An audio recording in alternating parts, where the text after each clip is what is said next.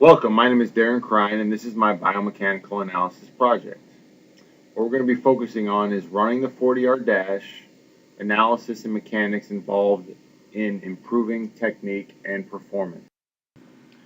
Biomechanical analysis goals. Perform a comprehensive biomechanical analysis of the 40-yard dash, analyze 40-yard dash joint mechanics and principles related to specific movement, analyze a perfect 40-yard dash, factors influencing good versus great 40-yard dash times, analyze my son Aiden Crine's 40-yard dash, and finally analyze mechanical deficits Aiden can correct. The 40-yard dash, what and why? The 40-yard dash is a physical performance assessment used in sports, most specific to football involving maximal force. However, baseball uses a similar test that is 60 yards. An important consideration to understand is that no blocks are used for the starting positions of a 40-yard dash, which makes it very different from your indoor or outdoor track events, which start from starting blocks. Lastly, comparing apples to apples. At the NFL Combine every year, they have 40-yard dash times for every position on every player. And year after year after year, they go back and compare them to other guys and trying to see, hey, is this guy like this guy? Is this guy like this guy? Is this guy going to be the next Deion Sanders? So I think it's always something that's going to be used in the NFL and the football community. Important factors in the 40-yard dash. McGinnis tells us that acceleration equals the rate at which the velocity of the body changes. Secondly, starting strength, also known as initial acceleration, equals a power-based explosive movement, which is what takes place at the start. Lastly, the stretch reflex equals the lengthened muscle, creating a stretch muscle spindle, in turn increasing the muscle activity. This is Marquise Goodwin at the Combine this last year running a nearly flawless 40. Notice the force and the power that he has coming out of the start and is able to finish all the way through. It's amazing what he's able to accomplish in the short amount of time. Okay, breaking down the 40-yard dash, we're going to be talking about all the involved joint mechanics and proper techniques of starting position, initial takeoff, acceleration phase 1, which is basically from 0 to 10 yards, and acceleration phase 2, which is 10 to 40 yards. Starting position, a 3-point staggered stance with the opposite foot forward as the hand on the ground. Front foot placement should be on the ball of the foot as far forward and as close to the hand and starting line as possible. Hips low in a coiled position with the majority of the body weight placed forward on the front foot and opposite hand. The back foot firmly placed in the ground on the ball of the foot with a flexed or slightly flexed knee. The back arm up above the hips, elbow flexed and placed in line with the body. Notice the joint angles on these guys and notice how they're getting ready to explode out and push forcefully through the ground. Recent research tells us that distance the feet are relative to the starting line have a large effect on force production and takeoff velocity. Initial takeoff, also known as the drive phase. The start of a 40-yard dash generates basically once the athlete is ready to go. It's not the same in track, which generally goes by a gun. The big difference is you just need to be setting in your start position for a split second with no momentum going forward, and then it's on your movement. Initial movement creates a propelled force as the entire body leaps forward simultaneously like a firecracker exploding. The first step is often regarded as the most important part of the 40. This step should be an explosive, powerful thrusting of the swing leg, creating a positive forward momentum while full extension of the support leg is taking place. At the same time, during takeoff, the back foot should be in the air and not touch the ground while the front foot is in contact with the ground. It's really hard to do if you think about it. Both legs exploding and off the ground. But you can see there Marquise Goodwin and Lane Johnson are both doing it coming out of their start. Additionally, the arms should positively drive the body forward and be in opposition of the legs. Current research tells us that takeoff speed is improved through greater trunk lean when it is closer to the horizontal. Acceleration phase 1, 0 to 10 yards. Eyes remain down as the head gradually rises up and the body unlocks from the coiled starting position.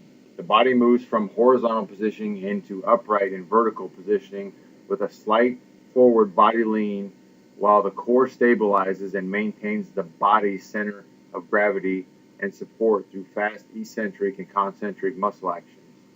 Arms work in concert with the opposite leg to counter the angular momentum generated by the opposite swing leg. The feet make minimal ground contact while creating maximal force by pushing through the ground. Newton's first law, action reaction. While having the sprinter's foot touch down directly under the athlete's hip and in line with his/her center of gravity.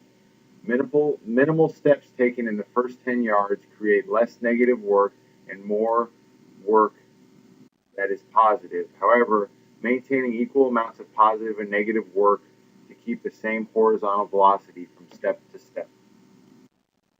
Notice from the pictures, Marquise, the first one, he's about 3 yards out, and the second one, he's about 9 yards out. And he's still maintaining a pretty good body lean. Acceleration phase 2, 10 to 40 yards. Maintenance of horizontal displacement affected by flight time, also known as the flight phase, and flight time by vertical velocity. Vertical velocity determined by the work done and the normal reaction force acting on the takeoff foot from the previous support step. Changing and maintaining this motion through rigid body mechanics, effectively keeping propulsive forces from being dissipated and absorbed when the trunk and vertebrae column flex. A power-based athlete represents the ability to increase his/her step rate and step length by being able to absorb the necessary energy created through shorter flight and support time, more force through vertical displacement, pushing and not reaching, maintaining good mechanics and proper form throughout the run. Recent research also tells us that the action-reaction principle is supported by the essential shoulder rotation to balance the hip action. Okay, we're going to look at good versus great 40-yard dash. We're going to take my son, Aiden Crine, 10 years old, and put him next to Lane Johnson, 23 years old, doing his 40-yard dash at the combine. Notice there's obviously a big difference between a 23-year-old grown man and a 10-year-old who's still developing.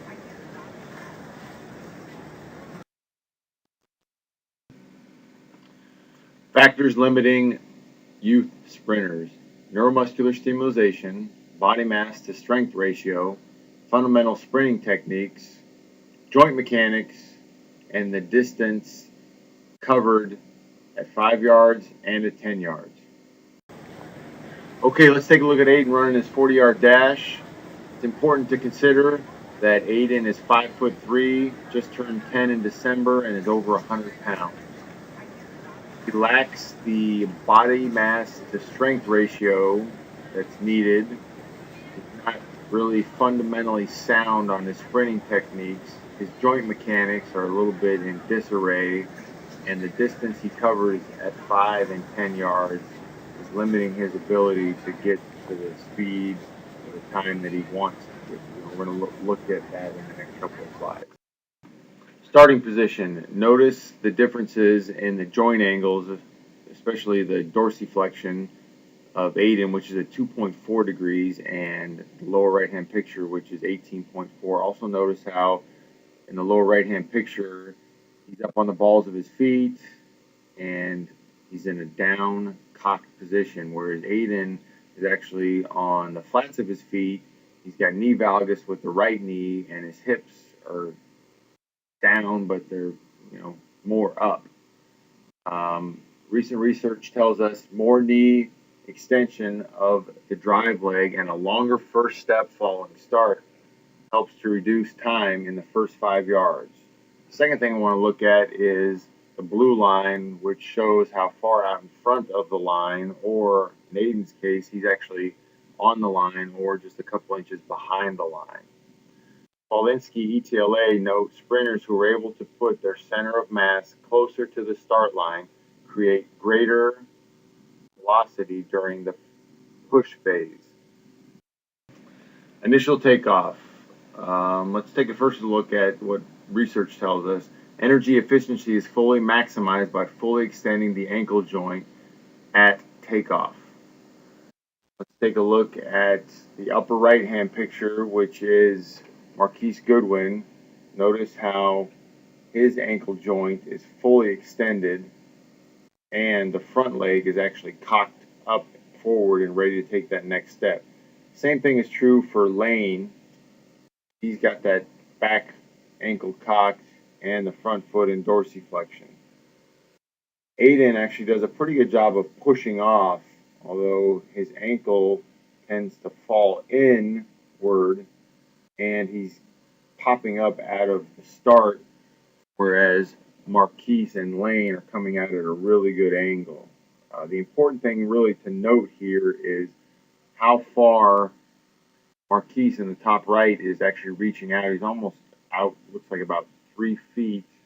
Lane is about the same distance, maybe a little bit farther since he's a bigger guy, where Aiden is actually stepping out, but if I were to fast forward that picture, he would actually step on the line.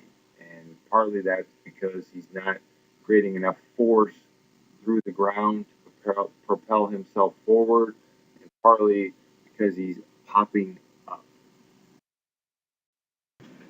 Acceleration phase 1, 0 to 10 yards. Notice the different joint angles. Look how strong the angles are that Lane has. He's got an 18.9 dorsiflexion and then hip flexion of 121.7, whereas Aiden is not able to produce the same force because he's not able to drive his knee up far enough, nor is he able to cock his foot the way he should. So if you look how far off the ground he is, where the black line is, Aiden looks like he's about 2 inches off the ground, whereas Lane is probably anywhere from 8 to 10 inches off the ground, and just able to create a whole lot more force on that next step.